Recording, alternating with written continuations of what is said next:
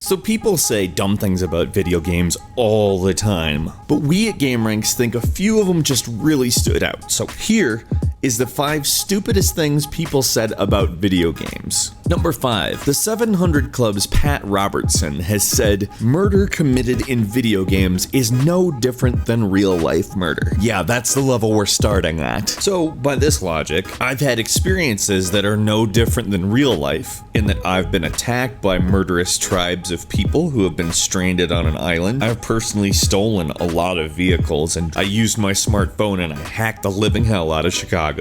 Take that, Chicago. And I've also been a physician, because I played Dr. Mario. All this stuff is super equivalent to real life. So obviously Pat Robertson is definitely not saying anything stupid here. Nope. This is just one of those times where you have to remember, if you agree with Pat Robertson on anything at all, maybe it's time to reevaluate your stances on whatever anything is. Number 4, the developers of a video game called Bible Chronicles: The Call of Abraham went to Kickstarter to try to raise funds for the game. Their goal was $100,000, but they only raised $19,000. He said something to a writer that made him question whether or not they believed the devil was scheming against them. So we asked for clarification, and the co-founder of the company creating this game said, "I believe that 100%. His business partner added, "It's very tangible, lots of factors raining down on us like fire and brimstone." The writer interviewing them said, "Nobody is winking or joking. There is no irony here.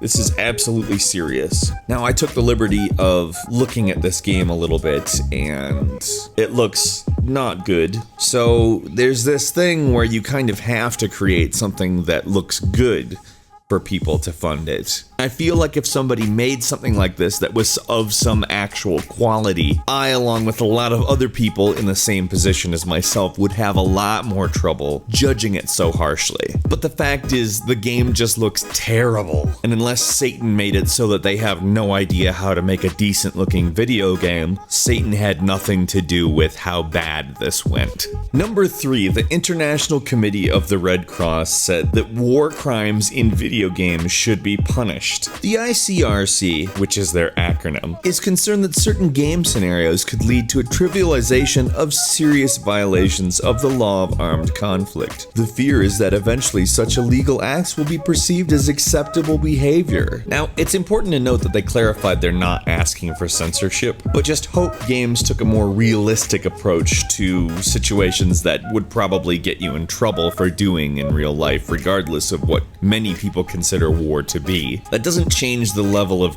dumb in this statement, though. Okay, let's say in a game, we capture a terrorist and torture them for information. In real life, that causes severe international diplomatic problems. In a video game, you're typically not in a position to have any idea whatsoever what is going on the diplomatic end of things. In Battlefield, you're not on a battlefield. And pardon the double negative, Call of Duty is not called Call of Diplomatic Solutions. And certainly there are problems with war games. I'm not making any attempts to say that there's nothing culturally wrong with games that simulate and glorify the military. There's certainly tons to be explored in there by people significantly smarter than myself. But do you think that when you do something in a Call of Duty style game, you should be made to sit through a virtual military tribunal?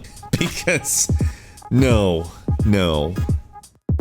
Just no. Number 2, Glenn Beck thinks Watch Dogs is creating a population of hackers. Or at least did when Watch Dogs came out. And to be fair, we all thought a lot of things about Watch Dogs that did not turn out to be true. But Glenn Beck, definitely at the top of that heap. Okay, so in Watch Dogs, the city is controlled by a central OS. The traffic lights, the street lights, basically all of the city systems, including ones that have nothing to do with lights, are controlled by one piece of software, that ignoring the fact that a city would never do something that stupid, if it got hacked, you'd have control over everything. That's why Aiden Pierce with his iPhone are able to do anything in this city. I'm Aiden Pierce, and while I have control over the entire city's infrastructure, I cannot access my own phone's file system. Thanks, Apple. So, ignoring the fact that Watch Dogs is utterly ridiculous for one moment, Glenn Beck is a massive blowhard. He's a fearmonger, an opportunist, and frankly, a massive zealot.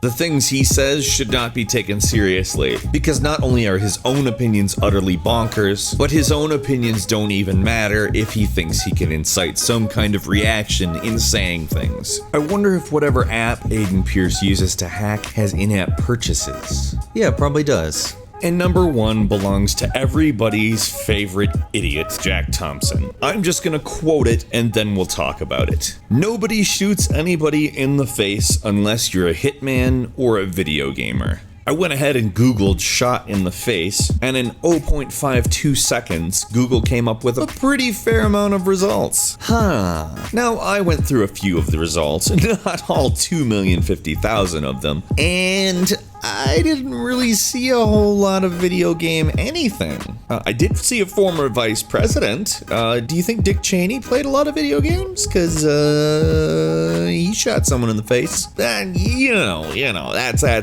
doesn't count though, right? Right? No, Jack Thompson is a total moron, and I'm so happy he got disbarred. So anyway, have you ever heard anything really stupid said about video games? And this doesn't have to be by a notable figure or anything. It could be a family member, a friend, somebody you overheard at the grocery store. Just, we're interested. Post a comment with your experiences or just talk about these, because these were amazing as well. Don't forget to click like on the video though, because that will help us a ton. And subscribe if you haven't already. We upload videos daily, and the easiest way to get those videos first is to have a subscription to us. We thank you so much for watching this video, and we appreciate your time. We will see you next time here on gameranx.